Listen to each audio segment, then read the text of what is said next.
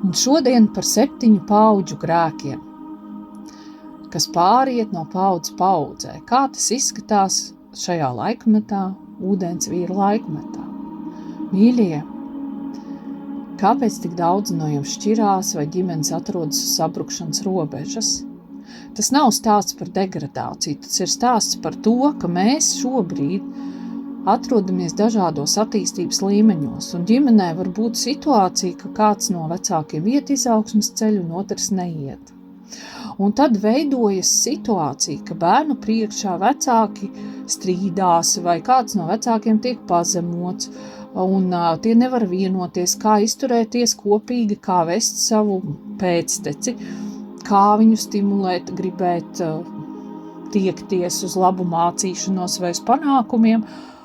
Un ja vēl šādās situācijās bērns tiek nosaukts par muļķi, tad veidojās šīs destruktīvās saites, jo bērni mācās nevis no tā, ko jūs viņiem pēc tam stāstiet. Ja mamma pēc tam stāsta, tu esi gudrs, tu esi labs, bērnam iekšā ir šī aina, ka nu pat tētis viņu nosauc par muļķi, nu pat tētis varbūt mammai runāja pretī un arī viņu neverbāli uzskata par muļķi, un bērns kopē tieši to, ko jūs darat, kā jūs izturaties viens pret otru, un jūs varat stāstīt bērnam jebko, ja tas nesakritīs ar to, ko viņš redz, kā vecāki izturās pret savu dzīvi, viens pret otru, tad viņš no jūsu pamācībām paņems mazu gabaliņu. Visvairāk bērni mācās no tā, ko viņi jūt, redz un pieredz mājās. Un ne tikai no tā, kā jūs pret viņu, jūs pat varat klusiņām slēpt, ka jūs viens otru nemīlat vai ka jums ir sansoļi. Bērns to visu zina. Bērns pēc tam to visu atkārtos savā dzīvē, jo bērns ir mazais ekstrasens, kas arī to, ko jūs esat noslēpuši un kas veidosies kā dzimtas programma, kas varbūt 7 paudzes atkārtosies, viņš to atkārtos, kamēr viņš neatkodēs šo noslēpumu. Kāpēc manī tas ir? Jo izrādās, ka mamma vai tētis ir melojis. Mīļie, tik daudzi pāri šķirās, tāpēc, ka tas šobrīd ir iespējams.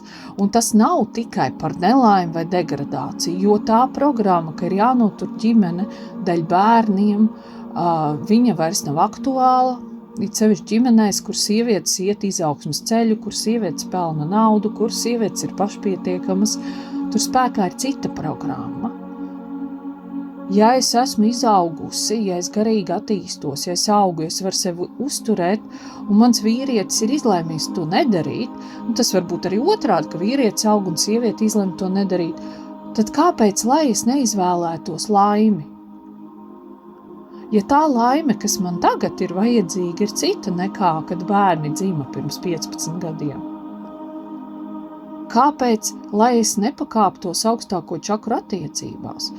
Un ticiet, bērni cieš gan tad, ja jūs paliekat dēļ bērniem sliktās attiecībās, gan tad, ja jūs šķirsieties, bērni, protams, cietīs, kaut dažreiz bērni ir tik gudri, ka viņi prasa mammu, tēti, kāpēc tu neej prom? Ir taču slikti. Bet, ja jūs šķiroties pieredzēsiet laimi, tad bērns iekopēs arī šādu scenāriju, ka ir iespējams aiziet no sliktām attiecībām un atrast cieņu, mīlestību, sadarbību un laimi. Un tad jūsu bērns aizies dzīvē ar šādu atziņu. Lemiet paši, tās 7 paudžu grēki, kas mantojās no paudzes paudzē, bija taisnība par mūsu senčiem, jo mūsu senči dzīvoja laikmetā, kad nebija psihoterapijas, kad nebija dažādu dziedniecisko prakšu, kad nevarēja izdziedināt iekšējo bērnu, kad nebija apzinātības, un tāpēc šīs programmas, šīs destruktīvās dzimtas programmas tika kopētas no paudzes paudzē un izejas nebija. Bet mēs dzīvojam tādā laikmetā, ka izeja ir. Un katrs bērns un arī jūs vecāki, kas tagad dzird, ja jūs vēl esat gatavi mainīties, jūs varat izdziedināt šīs dzimtas programmas, un jūsu bērns, ejot pie terapeitiem, smilšu terapijās un kaut kur citur arī varēs tikt galā ar visām traumām, ja meklēsiet jūs izeju priekš viņu un paši meklēsiet izeju. Laime ir.